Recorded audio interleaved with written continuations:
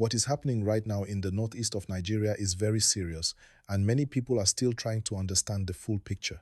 Reports and discussions going around are talking about Boko Haram fighters attacking military positions again, and this has brought fear, anger, and many questions from Nigerians and people watching from outside the country. This is not just another regular security story. This is one of those moments that makes people stop and ask, how did we get here? And what is really going on? As we talk about this, please remember to like this video and subscribe to the channel because it helps more people see important updates like this, and it keeps you informed in real time. From what is being gathered, armed groups linked to Boko Haram have continued to put pressure on military locations in parts of Borno state and surrounding areas. These are places that are already known to be very sensitive and difficult to secure. The attackers usually move fast. They understand the terrain very well, and they often strike when soldiers are either on patrol or stationed in remote bases. This makes these attacks very dangerous and very difficult to stop completely. Many people are shocked by the level of violence being discussed, especially when figures about soldiers being lost are mentioned. Even when exact numbers are debated, one thing is clear: Nigerian soldiers are facing serious risks every day in these areas. These are trained men and women, but they are working in extremely hard conditions, far away from big cities, with limited roads, difficult communication, and constant threats. Please like this video and subscribe as you continue watching, so you don't miss updates like this. The Northeast has been dealing with this problem for many years now. Boko Haram has changed its style over time. In the early days, the group focused more on local targets, but now their operations are more organized, more mobile, and sometimes more aggressive. They do not always stay in one place.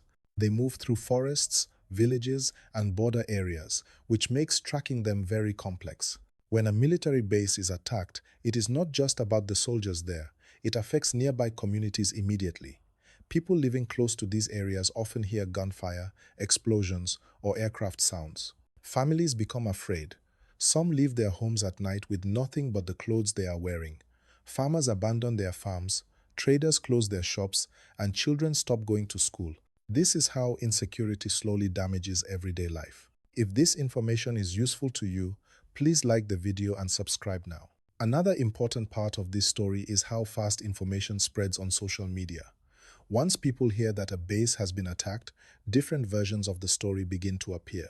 Some reports exaggerate numbers, some reduce them, and some mix old events with new ones.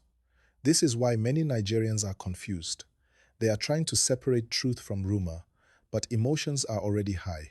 What cannot be ignored is that attacks on military positions show that the armed groups still have strength and confidence in certain areas. Even though the military has recorded successes over the years, including clearing camps and rescuing people, these new attacks show that the threat has not completely disappeared. Please remember to like this video and subscribe. It really supports this kind of detailed explanation. The military response usually comes in different forms. Sometimes there are ground operations, sometimes air support is used, and sometimes forces are redeployed to strengthen weak points. However, fighting in these areas is not like fighting in open cities. The terrain is rough, visibility is poor, and the attackers often blend into the environment very quickly. This means that even after an attack, tracking those responsible can take time. People often ask why these groups keep coming back even after being pushed out. One reason is that the conflict is not only about weapons. It is also about poverty, lack of opportunities, displacement, and long-standing grievances. When communities are unstable, armed groups find ways to recruit, hide, and survive. This is why security alone cannot solve everything, even though it is very important. If you are following this gist carefully, please like the video and subscribe so you stay connected. Another issue many people are talking about is the emotional effect on soldiers and their families. Every time news of an attack comes out, families begin to worry. Wives, parents, and children wait for phone calls. Some do not hear anything for days. This emotional stress is something that rarely gets enough attention, but it is very real. At the same time, civilians in the Northeast continue to live with fear. Some have already been displaced multiple times. They move from one camp to another, hoping that the next place will be safer. When attacks happen near military locations, these camps also become tense because people worry that violence could spread. Please don't forget to like this video and subscribe as we continue. It is also important to understand that Nigeria is not alone in this struggle. The Northeast shares borders with other countries, and insecurity easily crosses these borders. This is why cooperation between countries is often discussed. However, coordination is not always easy, and different countries have different challenges. As this situation continues, many Nigerians are asking strong questions. They want to know what more can be done, how soldiers can be better protected, and how civilians can return to normal life. These are difficult questions, and the answers are not simple, but they are questions that deserve honest discussion. What many people do not fully understand is that when a military position is attacked, the effect goes far beyond that single location. Once such news breaks, fear spreads very fast. People in nearby towns begin to move quietly. Some start packing their belongings even before any official instruction comes.